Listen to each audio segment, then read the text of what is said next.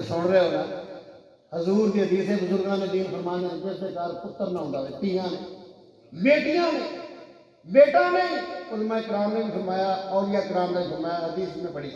لیکن میں حوالہ بہت علماء کرام نے دینا فرمانے نے جڑا بندہ ہر روز 100 دفعہ کل شریف پڑھتا ہے کتنی دفعہ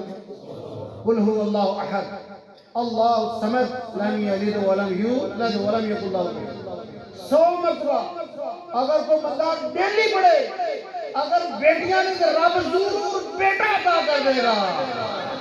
اگر اولاد نہیں تو اللہ اولاد کا پیدا کر دے گا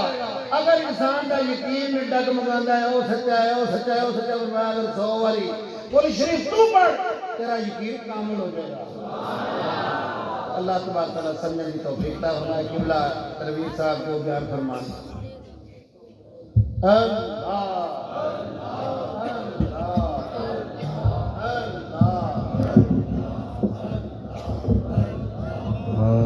اللہ